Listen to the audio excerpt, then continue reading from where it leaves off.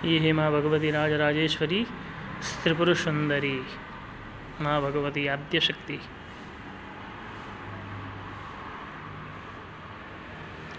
सभी देवताओं को नाश करने के लिए जब असुर आए, तभी उन देवताओं की रक्षा करने के लिए माँ भगवती ने अपने शरीर में से एक एक देवी को प्रकट किया।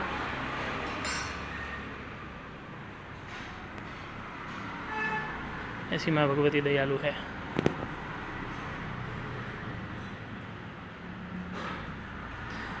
ये है कामेश्वर भगवान महादेव।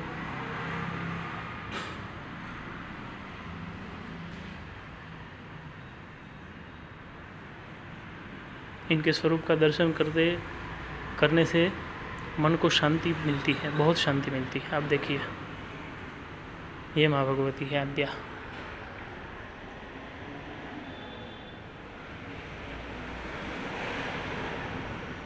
जिनको किसी की भी ज़रूरत नहीं है। ये माँ भगवती स्वतंत्र है, किसी की आवश्यकता नहीं है माँ भगवती को। माँ भगवती की प्रिय शक्ति है जो पार्वती माँ है। वो पार्वती माता हिमालय के यहाँ पे उत्पन्न हुई और माता पार्वती जी हिमालय के यहाँ पे उत्पन्न हुए। और जब वहाँ पे उत्पन्न हुए तो उससे पहले हिमालय ने विष्णु भगवान से ऐसा प्रॉमिस कर दिया, विष्णु भगवान से ऐसा वचन दे दिया कि मेरी पुत्री का विवाह मैं आपसे करूँगा। क्योंकि नारद जी ने उनको कहा था कि सभी देवताओं में भगवान विष्णु बहुत सुंदर है और बहुत शक्तिशाली है, बहुत वैभवशाली है। तो इसीलिए हिमालय जी ने उनको वचन दे दिया कि विष्णु भगवान के साथ शादी करेंगे। लेकिन माँ पार्वती जी तप करने के लिए जंगल में चली गई। वहाँ पे उन्होंने ये माँ भगवती जिसको आप देख रहे हैं उनका तप किया। तब माता जी प्रसन्न हुई। माता ने कहा कि क्या चाहिए आपको? तभी पार्वती जी ने कहा कि हे माँ भगवती, मेरी शादी केवल भगवान महादेव से ही हो और किसी से ना हो। तभी माँ भगवती ने कहा कि आपकी शादी तो उन्हीं से होगी और किसी से नहीं होगी। तभी माँ भगवती प्रसन्न हो गए, उनको आशीर्वाद दिए और माता पार्वती जी ने माता जी को प्रणाम किया, आद्य शक्ति को, और माता जी अंतर्धान हो गए आद्य शक्ति। तभी माँ पार्वती जी जंगल में ही रहते थे। लेकिन उनके पिताजी उनके पास आए एक दिन ढूंढते ढूंढते कि बेटी तुम यहाँ पे क्या कर रही हो, चलो आओ घर पे। तभी माँ पार्वती ने कहा कि पिताश्री आप मेरी शादी महादेव से करवाएंगे तो ही मैं आऊँगी, वरना नहीं आऊँगी, मैं ऐसे ही पूरा जीवन बिता दूँगी। तो उनको बेटी की चिंता हुई तो उन्होंने कहा कि जैसी तुम्हारी इच्छा है मैं वैसा ही करूँगा। और ये बात का भगवान विष्णु को पता चला और विष्णु भगवान ने सोचा कि ये तो गलत हो रहा है। तभी उन्होंने अपनी नारायणी सेना भेजी और हिमालय जी के साथ युद्ध किया। और नारायणी सेना से हिमालय जी हार गए, उनकी पूरी सेना परास्त हो गई। और जब पार्वती जी ने देखा कि मेरे पिताजी हार रहे हैं, शरणागत कर रहे हैं, तभी माँ पार्वती को बहुत क्रोध आया और उनके क्रोध में से ज्वाला देवी प्रकट हुई। ज्वाला देवी को माँ पार्वती ने आज्ञा की कि आप जाओ और सबका संहार कर दो। तभी माँ ज्वाला देवी ने अकेले ही पूरी नारायणी सेना का संहार कर दिया और विष्णु भगवान के साथ भी युद्ध किया। विष्णु भगवान उस युद्ध में परास्त हो गए। विष्णु भगवान ने अपना सुदर्शन चक्र छोड़ा ज्वाला देवी के ऊपर और माँ ज्वाला देवी ने उस सुदर्शन चक्र को अपने मुँह में लेते हुए अपने अंदर जठराग्नि में धारण कर लिया। सुदर्शन को माँ भगवती खा गए और तब भी महाविष्णु उनके साथ लड़ते रहे।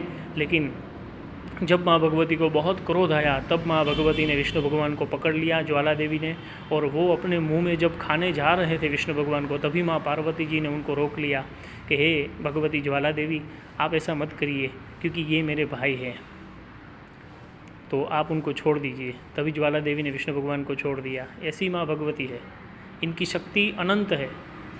तो जब ज्वाला देवी ने छोड़ दिया विष्णु भगवान तो विष्णु भगवान सुदर्शन चक्र रहित हो गए।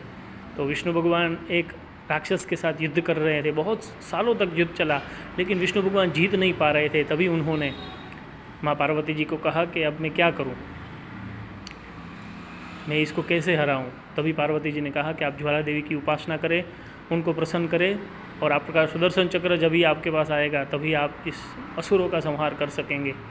तभी भगवान ने ज्वाला देवी की उपासना की, भगवान विष्णु ने उनका तप किया, ज्वाला देवी प्रसन्न हुई और कहा कि आपको क्या चाहिए। तभी विष्णु भगवान ने कहा कि हे माँ भगवती, आपने जो मेरा सुदर्शन चक्र अपने जठराग्नि में धारण कर लिया था, उनको आप खा गए थे, वही मुझे वापस चाहिए।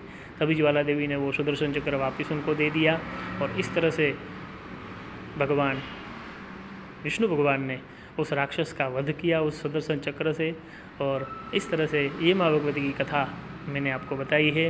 ये बहुत गूढ़ रहस्य है, शायद ही किसी को पता होगा, लेकिन माँ भगवती सर्वोपरि है, मैं आपको यही बता रहा हूँ। माँ भगवती की तुलना किसी से नहीं की जा सकती, उनको किसी की शक्ति की भी आवश्यकता नहीं है, वो स्वयं शक्ति है, उसके अंदर सभी प्रकार का सामर्थ्य है। जहाँ सभी देवताओं का सामर्थ्य, सभी पृथ्वीलोक के मनुष्यों का सामर्थ्य जब खत्म होता है तभी माँ भगवती का सामर्थ्य प्रारंभ होता है, ऐसी माँ भगवती है।